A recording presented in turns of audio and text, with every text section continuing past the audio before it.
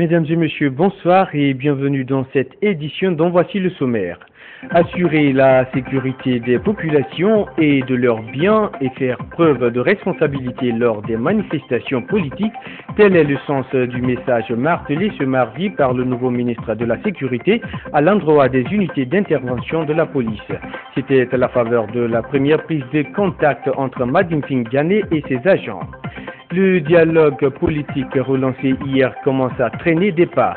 Ce mardi, l'opposition républicaine a brillé par son absence au Palais du Peuple où se tiennent les pourparlers pour une sortie de crise. Explication à suivre dans ce journal. Et puis un tournoi pour promouvoir la non-violence, il est organisé dans la commune de Ratomont par la Fédération des mouvements pour la préservation des idéaux de paix du peuple. C'est tout pour les titres. Encore une fois, bonsoir et bienvenue à tous. Les travaux de la table ronde des bailleurs de fonds ou business meeting sur les secteurs de développement rural se sont achevés ce mardi à Conakry sur une note d'espoir. À l'issue de 2 jours de conclave, la Guinée a obtenu l'engagement ferme des partenaires financiers dans le cadre de la mise en œuvre du plan national d'investissement agricole et de sécurité alimentaire NIASA. C'est le ministre d'État de l'économie et des finances qui a présidé la cérémonie de clôture, Mamadi Kamisoko. C'est une rencontre qui est attendue de tous les acteurs du développement rural. La table ronde des bailleurs de fonds s'achève sur un engagement des partenaires de la Guinée à accompagner le plan national d'investissement agricole et de sécurité alimentaire. Des appuis attendus devraient se matérialiser dès novembre prochain à Abu Dhabi, aux Émirats arabes unis, où une rencontre se tiendra autour des secteurs porteurs de croissance en Guinée. Tout est motif de satisfaction pour les départements concernés par le projet quinquennal PNIASA.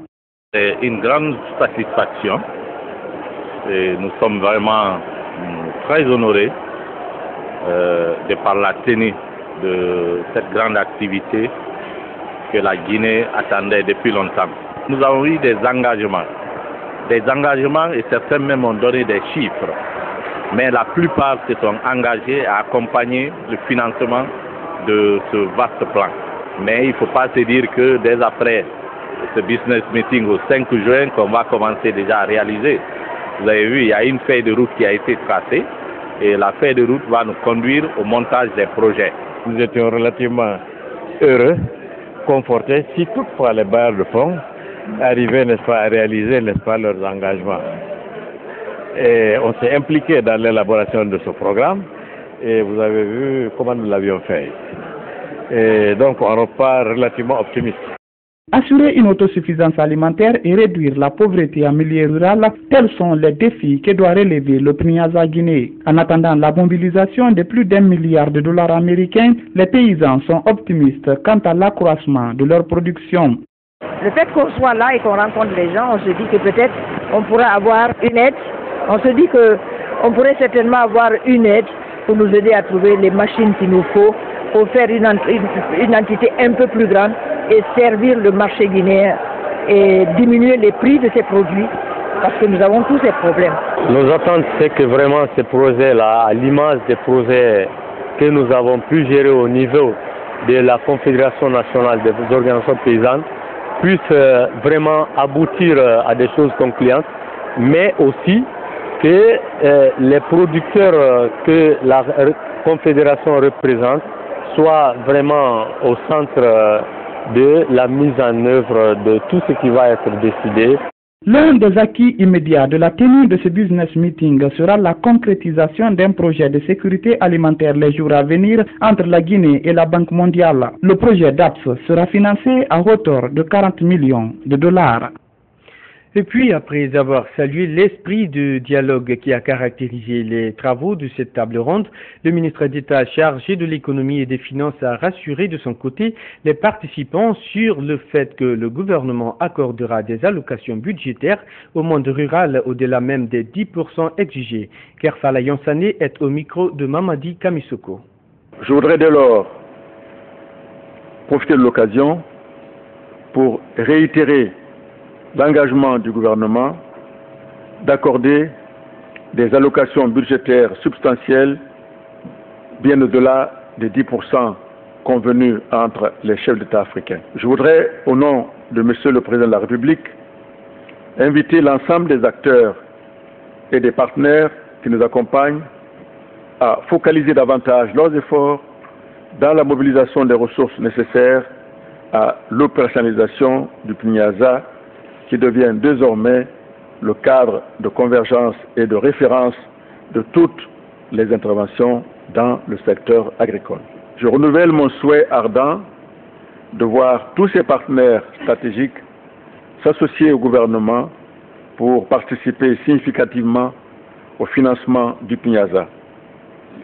D'ores et déjà, le gouvernement apprécie hautement les déclarations d'intention de financement enregistrées au cours de la table ronde, en espérant bien entendu que ces bonnes déclarations se transformeront en engagements concrets au plus tard lors de la conférence des bailleurs de fonds et des investisseurs prévue à Abu Dhabi en novembre 2013. L'atelier national consultatif multidisciplinaire des parties prenantes du secteur de l'élevage s'est ouvert ce mardi à Conakry, s'étendant sur 4 jours. La rencontre devrait favoriser une meilleure compréhension du programme de renforcement de la gouvernance vétérinaire en Afrique. Le tout soutenu par les politiques de santé animale et la législation vétérinaire dans l'espace CEDEAO. Saran Camara. Avoir désormais un cadre légal qui devrait servir de référentiel pour mieux exécuter tous les programmes relatifs à la gouvernance vétérinaire, c'est en cela que les travaux de cet atelier vont déboucher, afin de mieux contribuer à garantir la sécurité alimentaire. La réunion qui se déroula pendant ces 3 jours permettra de mieux comprendre le programme de renforcement de la gouvernance vétérinaire en Afrique. Elle vise également à formaliser une alliance forte autour d'une plateforme de concertation, mais aussi avec d'autres institutions au niveau régional et international. Cet atelier national consultatif multidisciplinaire des parties prenantes du secteur de l'élevage a pour but principal d'améliorer la capacité institutionnelle des pays africains à la formulation des stratégies de santé animale et législation vétérinaire. L'objectif stratégique de ce programme est de favoriser le renforcement institutionnel des services vétérinaires par la mise en place des services vétérinaires appropriés au niveau national et le renforcement du rôle de coordination, d'harmonisation, d'intégration et d'appui au pays des institutions régionales. Le représentant du ministre de l'élevage se dit confiant quant à l'atteinte des résultats attendus au terme des travaux. Le service vétérinaire, c'est comme la santé publique. Mais comme c'est la santé animale, ces services méritent beaucoup plus d'attention que les services publics de santé. Donc, il faudrait mettre dans les normes internationales tous les statuts et toutes les performances des services vétérinaires. La Guinée en a tout faire. Ils sortiront ici des plateformes très conséquentes qui seront validées par la communauté internationale et qui permettront aux services vétérinaires de la Guinée d'être aptes et d'être crédibles sur l'échiquier, d'être écoutés sur tous les plans. De nombreux pays africains ne disposent pas de services de santé publique vétérinaire appropriés. Ces services sont même en recul. L'un des avantages de ces travaux est de permettre aux décideurs de se pencher sur cette problématique. D'une rencontre à une autre, première prise de contact entre le nouveau ministre de la Sécurité et les unités d'intervention de la police nationale. C'était ce mardi à la CMIS de Camayen, occasion pour le ministre Madifing Diané de véhiculer les mots d'ordre de la police avant d'appeler à la responsabilité des forces de l'ordre dans les manifestations à caractère politique. Fanta Conté. Après sa prise de fonction, le nouveau ministre de la Sécurité et de la Protection civile veut passer à l'action pour rétablir l'ordre au sein de la police nationale. D'où sa visite ce mardi à la CMIS de Camayen pour s'entretenir avec les unités d'intervention de la police, à savoir les 6 CMIS, les BAC et la CSIP. D'entrée de jeu, le ministre Madifing Diané a salué les efforts consentis par les forces de l'ordre lors des manifestations politiques de ces derniers temps. Il les a également invité à toujours utiliser les armes conventionnelles pour le maintien de l'ordre. Je ne suis pas venu pour augmenter le nombre de blessés ou de tués. Je suis venu pour vous demander de faire encore beaucoup plus de sacrifices sur vous-même pour rester dans la ligne que vous avez prise en faisant tout ce qui est en vous pour éviter de violenter cette population parce que vous avez la charge de les protéger, vous avez la charge de les orienter et vous avez aussi la charge de protéger l'institution que vous défendez. Le ministre Madicine Diané a aussi déploré le comportement de certains agents des forces de l'ordre qui ternit l'image de la police nationale. J'ai vu des images déplorables. Ça ne concerne pas la police. Ces gens que nous avons vus sur les stations étrangères étaient non seulement habillés en tenue militaire, se confondant à la gendarmerie, côtoyaient les véhicules de gendarmerie et tiraient à balles réelles avec les PMAK, ce qui est inacceptable dans un maintien d'ordre. Je vous invite à ne pas prendre cet exemple, à quereller du fond de vous, ceux d'entre vous, de quelque corps qu'ils soient, qui se présenteraient dans cette image. Quant au directeur central des unités d'intervention, il a mis en garde tout agent qui se rendrait coupable d'utilisation d'armes dans les manifestations de rue. Le président a été ferme. Tout agent, tout officier qui va se rendre coupable d'assassinat ou de comportement indélicat sur le terrain, c'est la radiée des effectifs et sera poursuivi par la justice. Donc, quand le ministre vient pour sa première prise de contact avec les unités de police, vient rencontrer les unités d'intervention, les encourage, reconnaît leur mérite, ce n'est pas des félicitations, mais il nous en rappelle à notre mission régalienne. Enfin, le ministre de la Sécurité et de la Protection civile a insisté sur le respect des droits de l'homme dans le cadre du maintien d'ordre. Madicine Diané projette également de rencontrer dans les prochains jours les unités d'intervention de la gendarmerie nationale. Le dialogue politique repris hier serait-il à nouveau en panne? Rien n'est moins sûr. Ce mardi, à la surprise générale, il n'a pas pu se poursuivre au Palais du Peuple. La faute, dit-on, à l'absence de l'opposition républicaine. Alors, comment expliquer cette situation? Élément de réponse avec Billy Nankouman Kandé.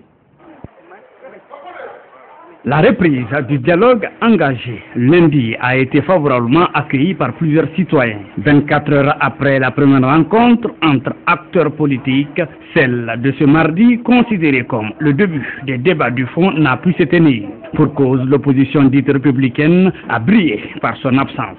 De ce fait, plusieurs observateurs craignent que la machine de dialogue atteinte de rouille ne tombe à nouveau en panne. Même si aucune raison n'a été avancée pour justifier cette absence, le ministre porte-parole du gouvernement a donné quelques explications. On va attendre demain, on aura plus d'éléments. D'ici là, vous pouvez vous transporter directement à leur siège, ils vont vous donner des explications. Il y a sans doute une explication, mais je ne la connais pas, donc demain on saura. Joint au téléphone par notre rédaction, le porte-parole de l'opposition républicaine nous a laissé entendre qu'il n'est au courant d'aucune rencontre prévue pour ce mardi. Une raison de plus pour plusieurs personnes présentes sur les lieux de s'inquiéter. Mais le Premier ministre, chef du gouvernement, a rassuré que le dialogue engagé se porte comme un charme. À cette rencontre avortée, le président de la Commission électorale nationale indépendante et d'autres commissaires de la CENI étaient présents. Selon plusieurs sources, il serait venu pour donner des explications sur le déroulement du processus électoral. Et pourtant, au lendemain de la reprise, du dialogue politique entre pouvoir et opposition, les réactions ne se sont pas faites attendre du côté des populations. Elles saluent la démarche et exhortent les deux partis à faire des concessions en vue d'une sortie de crise. Cependant, les avis sont plutôt mitigés quant au point de revendication de l'opposition républicaine. Reportage Mfali Gilavogui. Les habitants de Conakry comblés de joie après la reprise du dialogue entre les acteurs politiques. Je salue très sincèrement le fait que le facilitateur a demandé aux différents acteurs de revenir à la table de négociation afin de trouver solution à ce problème qui ne fait que tarder. Ça nous rassure en tant que jeunes. Le fait que l'opposition et la mouvance ont accepté de se retrouver sur la même table de dialogue, vraiment espérons bien que ça soit le début d'un dialogue constructif afin de partir réellement pour les élections législatives libres et transparentes. Pour trouver un dénouement à la crise sociopolitique, les citoyens proposent un dialogue franc dans lequel chaque tendance politique devrait faire une concession et ce, pour sortir le pays de l'impasse. À l'image des acteurs politiques, les citoyens sont divisés sur certaines questions de fond du dialogue, à savoir le vote des Guinéens de l'étranger et le choix de l'opérateur de saisie Waymark. J'aurais voulu qu'on continue avec Waymark. Dire que réellement il faut le départ de Waymark. Accepter le vote des Guinéens de l'étranger. Quand est-ce que nous allons partir aux élections législatives? Donc ça sera à la fin de l'année 2014. Faites le recrutement d'un opérateur. Mettre en place un nouveau fichier. Et puis le Guinéen de vote de l'étranger. Vouloir faire les deux réclamations là sans faire de concession, je ne vois pas comment est-ce que le pays peut aller de l'avant. Les Guinéens de l'étranger ne doivent pas être exclus du processus électoral en République de Guinée. Ils sont tous Guinéens comme vous et nous. Waymark doit partir parce que tout simplement, ils ne sont pas venus en Guinée par appel d'offres. Il y avait notre opérateur, pourquoi pas Sadien? Il faut forcément Waymark pour aller à des élections? Je pense non. À la place de Waymark ou d'un nouvel opérateur de saisie, Ernest Pépé lui propose ceci. Vous avez proposé même à certains acteurs, mais pourquoi aujourd'hui vous n'acceptez pas qu'on aille aux élections, mais qu'on fasse un comptage manuel? Si nous voulons encore faire appel à un nouvel opérateur, ça va nous prendre du temps. Et maintenant, là, le pays est dans une situation qu'il faut sortir de cette impasse-là. S'agissant de la détention de certains militants de l'opposition républicaine dans les commissariats ou à la maison d'arrêt de Conakry, les avis sont les mêmes.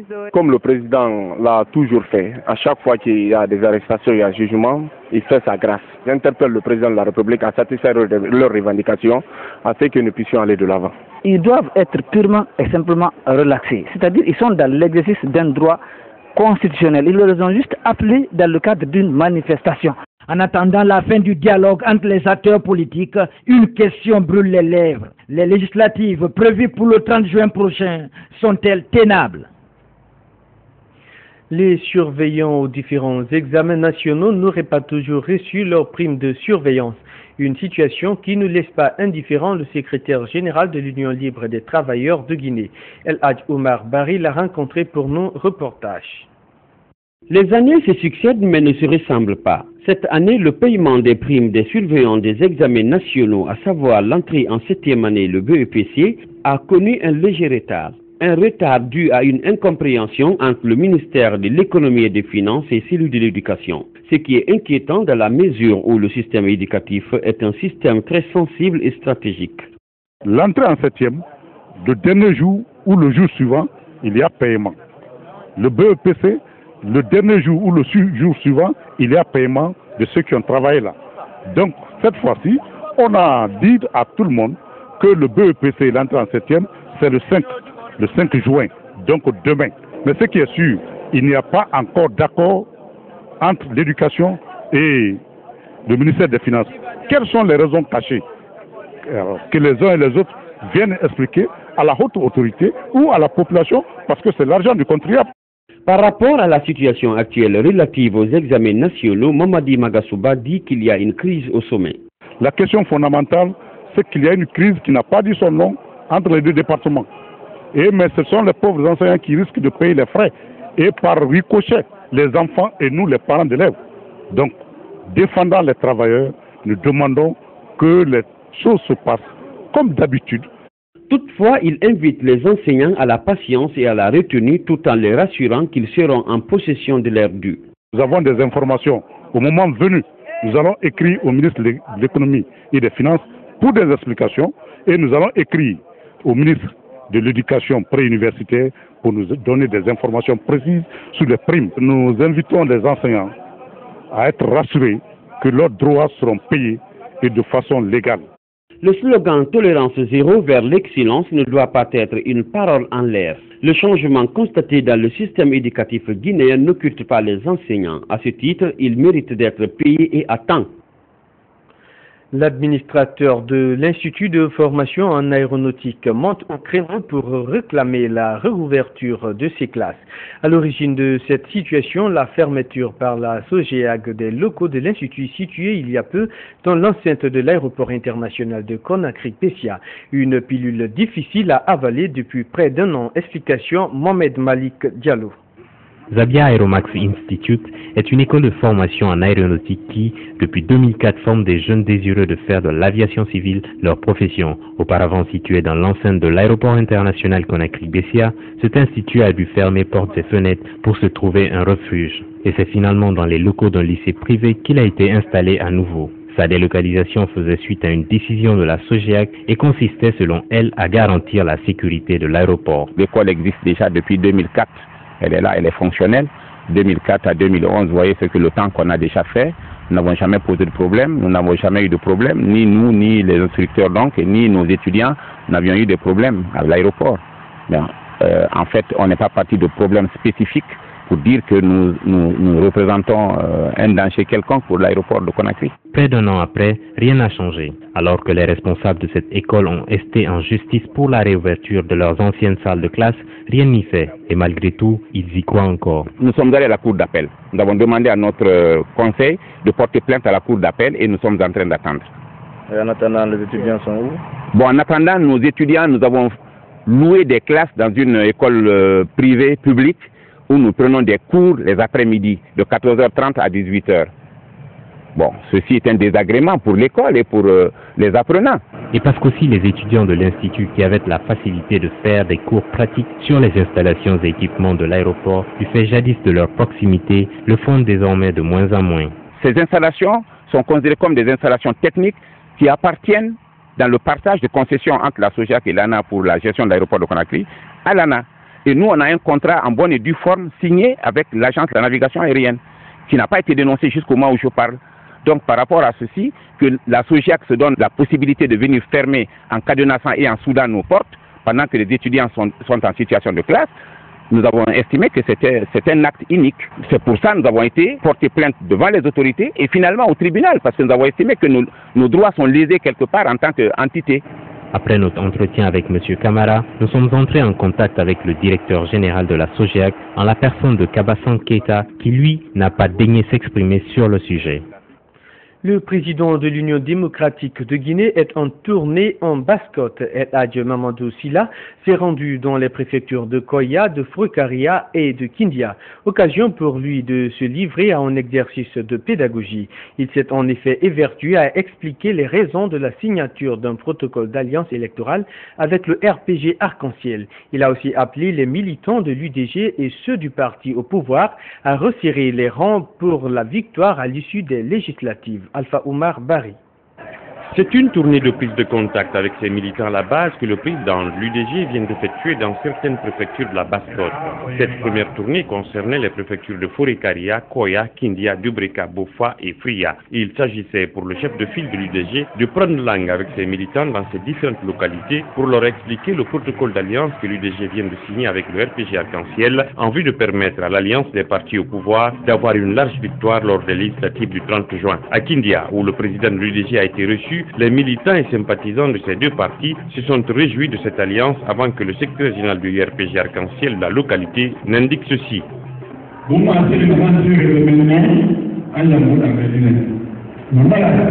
Nous sommes derrière notre parole donnée. UDG et RPG sont une même chose. Il n'y a pas de doute là-dessus. Au nom du RPG Arc-en-Ciel, nous sommes contents.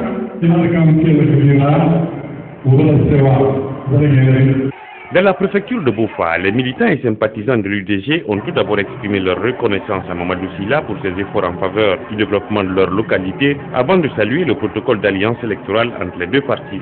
Le soutien moral et matériel que nous attendons et comme vous est sûrement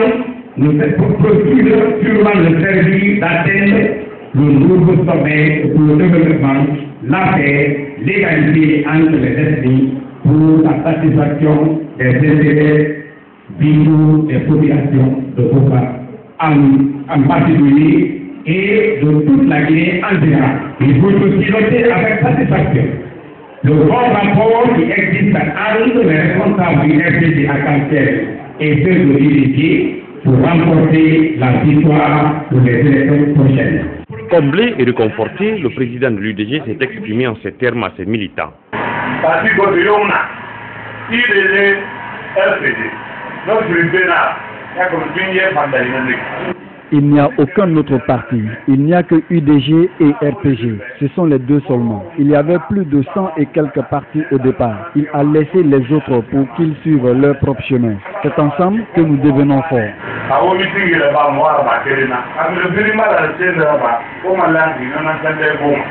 Une tournée qui prouve à suffisance que la campagne pour les législatives lancée le 29 mai dernier a bel et bien démarré.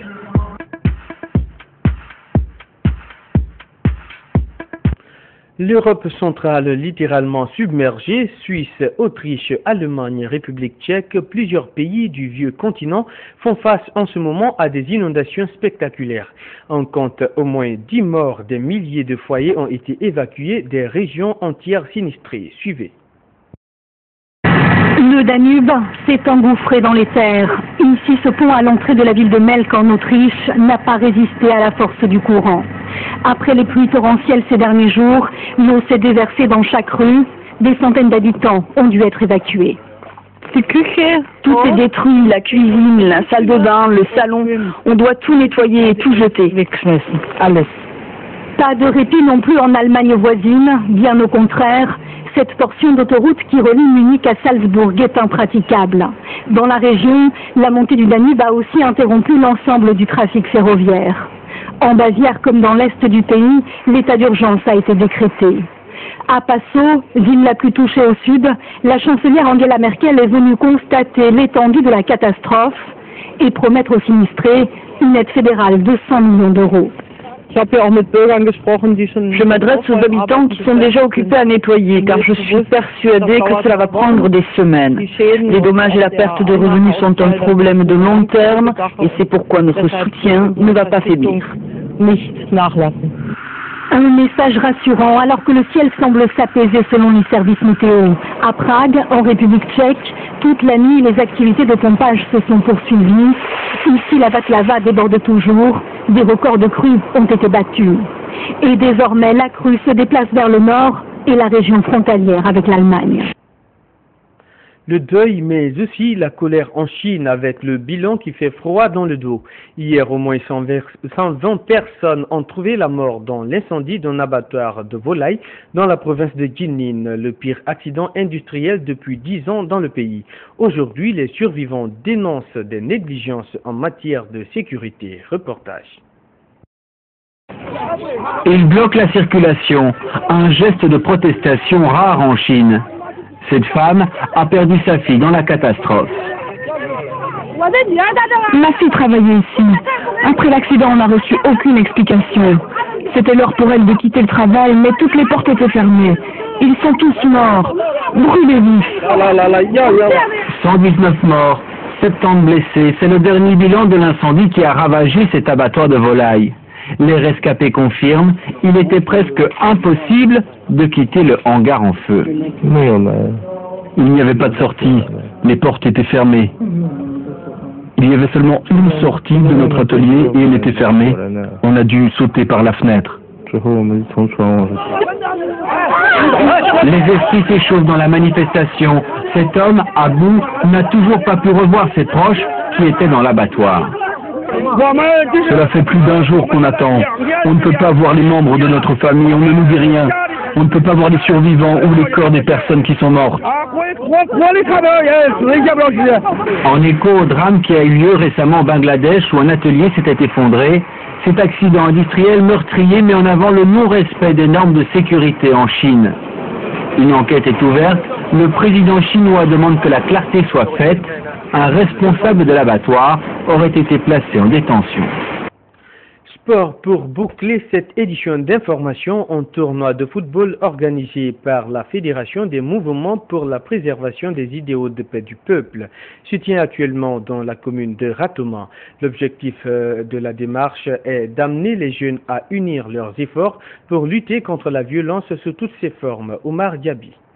La Fédération des mouvements pour la préservation des idéaux de paix du peuple, FEMOPIP, une association qui s'est donnée pour mission de renforcer les liens d'amitié entre les jeunes de Ratoma en particulier et ceux de la ville de Conakry en général, a organisé un tournoi de football au stade de Taouya. Ce tournoi s'étendra du 30 au lundi 10 juin 2013, jour prévu pour la finale. Aujourd'hui, ça prouve à suffisance que nous ne sommes pas que dans la violence, et qu'il y a des hommes et des femmes qui ont des initiatives pour faire la promotion de la jeunesse.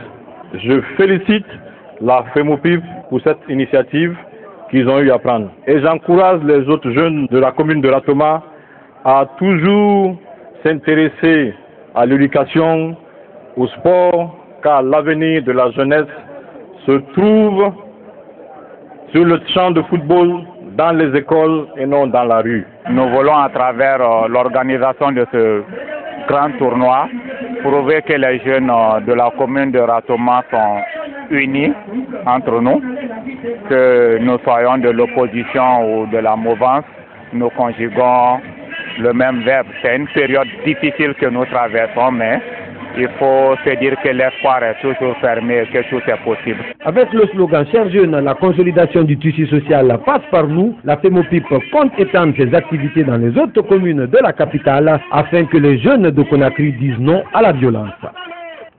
C'est ainsi que se referme cette édition d'information. Merci de l'avoir suivi et excellente suite de programmes en notre compagnie. L'info, c'est aussi notre site web www.groupeevasionguinée.info. Bonsoir.